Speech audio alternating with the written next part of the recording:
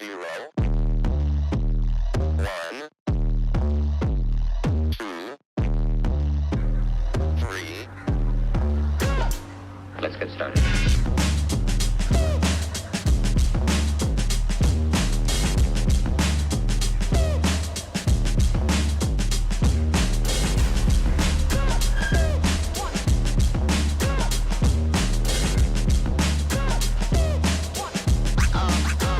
Real good. Hi guys, welcome to MBMC, and this is the review of the i20 N9 DCT. So let's start with the key. That's how the key form is. It's a nice oval shaped key with some aluminium accents. You get 4 buttons, one to lock, one to unlock. If you press this button for a longer time, the car starts without you being inside the car, and then this is just to open the dicky of the car. Now coming towards the front of the car, what you can see is a very aggressive front side of the car. It gets LED DRLs, it also gets LED headlights, halogen fog lamps, and it gets a very nice aggressive bumper grille. Of course, the stripe of red cuts across in the front, giving it that N-line feeling. The throw of the headlights, of course, is something that we'll discuss later, but it's not the best. Hyundai could have made it a little better. The halogens as well could have been a little stronger. You get a lot of N-line badging across this car. You can see one right in the front, you'll see one on the side fender, and you'll see another one on the other side fender. This is the side profile of the car. It's a compact hatchback, but it is spacious inside. I'm about 6'2", 6'3", and I fit easily, and people can still sit behind me. This is the back profile of the car. You get a nice edgy headline design or a tail light design. Big Hyundai logo here. It says i20 at the back, and then again some more N-line badging. Very interesting part of the car is this dual tip exhaust, and it has a growl when you actually switch on the car. When you're driving inside, you can't hear it, but outside it gives you a nice growl, adding to that whole N-line feeling. These are some parking sensors. You get about 4 reverse parking sensors in the car, and similarly you also get parking sensors in the front of the car. This is the entire profile. You'll see it. It gets this nice aggressive bumper with some accents over here, aggressive bonnet design to give it better aerodynamics and as well. So now when you come to the side, you'll see these mirrors, turn indicators under it. It also gets a light under the mirror, which doesn't throw the logo when you open the door. On the side again, you get this sporty red line, and from a tire profile, you get 195/55 R16s, and these are Seat Secura drive. You'll also see the red brake calipers. These are only in the front brake calipers because it's the N-line model. The rear tires get drum brakes. Actually, they also get drum brakes in the regular i20s. In the N-line, as you can see, they get disc brakes. Now coming to the front of the car, this is how the dashboard looks. A lot of red accents stitching across the seats, even on the door handles here. Gets a proper dead pedal and gets these steel brake and accelerator levers just to give you that added sporty feel. On the right side, you get drive modes, which is eco, road and sport, and then you can switch off traction control. You also get a rear camera, which is quite handy. Maybe I can show it to you once we start the car. Again, engine start stop button here. Nice 3-spoke steering wheel with red stitching across, and you also get the N-line badge here. For the seats, these come with leather 8 upholstery already factory fit. You get a nice N badging over here and some accents on the seat. So you don't have to really pay more for seat covers once you buy it. Comes with a center armrest and a very sporty gear lever, which again has N-line badging on it. If you can see, there's a red light over here which comes on when you start the car. This is more visible during the night time, and it throws very subtle red light, giving that sporty feel. Coming to the back of the car, Similar treatment given to the seats here. There is no center armrest and you don't get a third passenger headrest, but this is quite a spacious cabin. So I'm 6'2", 6'3". When I sit in the car, the front seat is adjusted to my height and there is still decent space here. When I look at it from the front, that's how much head room I get even sitting at the back, and because of these headrests my journey can be extremely comfortable. Coming to the interiors, you get halogens inside. These are lights when you open and close the door. You get grab handles over here. You get adjustable seat belts, and you get this red treatment even on the doors at the back. Again, similar stitch quality and similar leatherite covers at the back. You get isofix mounts on the back seats, which is a good addition to this kind of car, and that's how the dashboard looks from the back. Another interesting feature is this tiny sunroof that you see on the top. I mean, it's not very functional, but it definitely gives you the novelty factor of having a sunroof inside the car. Now coming to the back and the boot of the car. The boot seems to be very practical. You can easily carry 3 or 4 big bags inside this. This comes with a tray which can be moved. Also gets a light at the back. As a spare wheel, it doesn't get the diamond cut alloys. It gets a steel wheel to replace any tire that's punctured or damaged when you drive. This over here is a subwoofer, and the music system is actually given by Bose. So it's a 6+1 music system. Excellent audio quality. There you go, Bose over here. So at the front you get 4 speakers, 2 tweeters, 2 regular speakers. At the back you get 2 speakers, and then you get a woofer in your boot space. Alright, so how does the i20 N-Line feel when you drive it, and this is how it is. So this is how I'm sitting. I'm 6'2", 6'3". Like I said, I have plenty of headroom when I sit here. Even the reach for the steering is quite comfortable, so I'm not too far, not too close. Very comfortable. One very key thing that I want to point out about the steering is that it's super soft, so you can actually just turn it around with one hand, and that just gives you a lot of comfort when you're driving in the city. That's a great aspect to have. Talking about the power windows here, only the driver's side gets one button touch up and down controls.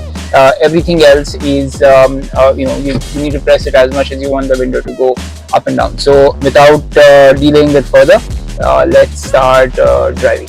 Yeah. So I quickly put it in D. I'm driving in eco mode, and that's how we drive out of here. Tight parking spot. Yes, so talking about the driving quality, because it's the i20 N-Line, it has a stiffer suspension setup. This is about 30% stiffer than your regular i20. So it does become a little tough when you take it over potholes and speed breakers. So you will feel the rumbling of all the undulations on the road, right? So if there's a tough speed breaker, there are some potholes, you need to be gentle. Otherwise, you will feel all the noises and thuds inside the car, and you'll feel them on your spine as well. Apart from that, the car is extremely smooth to drive, especially on a flat piece of tarmac. You barely realize, you barely realize the movement of the car. It's that smooth and soft. Typical Hyundai experience that you get. It's only when you hit a bump or any kind of a speed breaker is when, if you hit it hard rather, you will realize it. The air conditioning is amazing. It's a small car, so it cools really quickly. So it's a perfect car to have, especially in a hot city, where you want cooling to be done faster. I drive this every day, and my fingers freeze after some point. That's how good the air conditioning is. From a view for the driver, it has a big glass in front. I mean, nice view. It's a small car, but it's very practical in terms of all the comfort, space, and also the view that you get when you drive. Even the driver window glass is quite nice, so you feel airy, and that's very important, keeping in mind that all the accents in the car are black and red. So there is, it's good to have as much light as you can inside the car. From a mileage perspective, I actually drive in on some of the most busiest and traffic-prone roads in the city, and this returns about 10 to 12 kilometers per liter, which is great for a turbocharged engine. There is a slight lag because of the DCT gearbox, but once you cross say 1500 or 1800 RPM, the car really pushes through. This car also gets paddle shifters, which is every guy's dream, I guess. You get to play your Formula One dream when you drive on city roads. It's amazing the moment you hit the paddle shifter. It obviously goes into sport mode, and then it unleashes all the power of the engine to the front wheels. Lots of fun to drive on sport mode, but obviously your fuel economy will take a hit. It should drop down somewhere between 8 to 10 kilometers per hour, which is still decent, keeping in mind that there is a big boost of power to it. The music system is great. Like I said, it has a 6-speaker Bose system inbuilt, factory fit. So it's amazing. It really gets good quality speakers as well, and the quality of music is amazing. The growl of the exhaust is not heard inside, especially when you're listening to any kind of music. There's a small sunroof, like I showed you earlier. It's very practical, throws a lot of light. Again, it's open now, so you can see there's a lot of light in the cabin, but it's not the biggest sunroof, but still it does give you that novelty factor of having a sunroof in a hatch. So the Hyundai i20 is actually, or the N-Line i20 is actually a very practical car, but is super premium at the same time. So if you're looking for a car, to actually zip through the city, easily park it on any part of the road, and still have all the features. It comes with 6 airbags as well, so safety is definitely something that Hyundai have taken care of. It doesn't get an NCAP rating of say a Tata car, but it's definitely well equipped, and all features included over here. So you get a wireless charging pad here. You also get a lot of charging options at the back. So people sitting at the back can also charge their phones, tablets, or whatever electronic gadget they are using. And that's one thing that is great about this car. It is practical, it's sporty, it's premium, it's feature packed. So anybody who is actually looking at buying a convenient car which has everything in it, this is a great choice. It also comes with those beautiful red lines across the car, which makes it that much more sporty. The paddle shifters as well, right? So if anybody is looking at buying a premium hatchback, and I'm sure there's a lot of competition now with the new Altroz being launched, and also the Volkswagen Polo getting reintroduced. Of course, that's going to be at a much higher price point. But even then, I think apart from the Altroz's safety and the build quality of a Tata, Hyundai would still possibly be my choice over the Altroz. Just the smoothness in the ride. This of course doesn't come in a CNG and diesel option like the Tata Altroz does, but who needs diesel and CNG, right, when you can get such a smooth drive, and sport versions of cars are always better enjoyed with petrol. So that's one thing that you will definitely enjoy in this car. Apart from that, this car costs about 14.5 lakhs on road before you negotiate with the dealership. After negotiating, you should get it somewhere between 13.5 to 14 lakhs on road Mumbai, which is a great price to have. First service of the car is after 1,000 kilometers, the second after 10,000, and the third after 15 or 18,000. I'm not too sure about the third service, but the first 3 services are free, which means only labor is charged. And if there are any specific parts which, or rather the labor is not charged, if there are some specific parts that need to be changed, you would be charged for that. Hyundai gives you home pickup and delivery for service, which is another great service that they have added to the whole kitty. From a braking perspective, the car is maybe a 7 out of 10. I have had a couple of incidents where I've been driving at about 70, 80 on the highway, and I've had to brake a little hard. you suddenly feel that a car is slipping out of control. You just feel that the car is not as stable when you brake hard as it is when you're going at higher speed. So that's something that could be looked at. Maybe the car was new, maybe the brake pads were not worn in yet, but still that's something that I would not take a risk with. So I'll give that a 7 out of 10. The horn sucks. I think they could have given a much better horn, but I guess that's a Hyundai thing. It just sounds so plasticky, especially for this car, especially for the N line and the higher versions of the other Hyundais. They could have come up with a better horn, but this is what you get with the car. The headlights are a slight problem.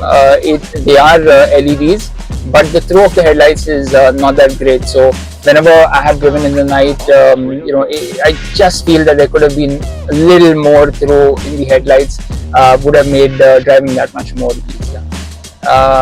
So that's one aspect that Hyundai could improve.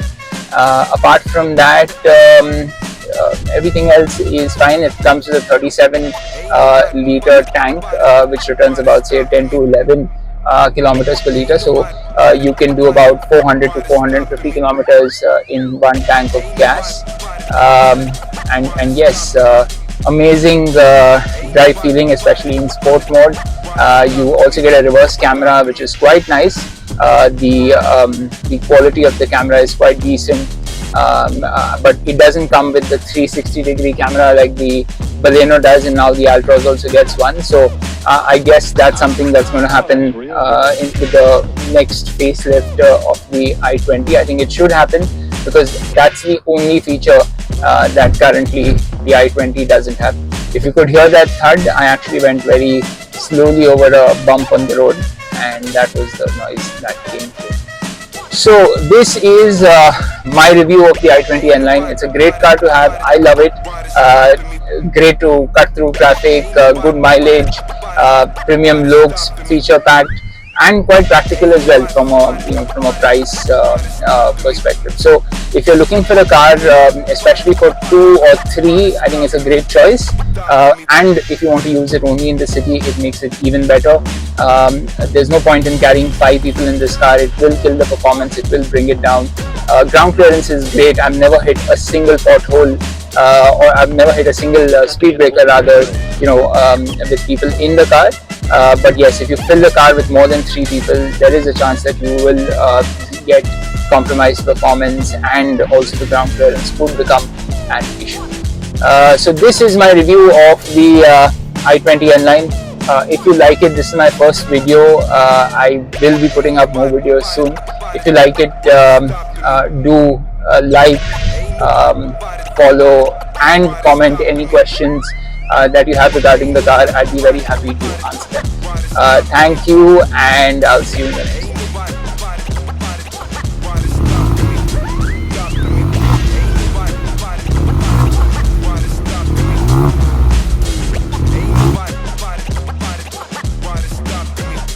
Stopping me.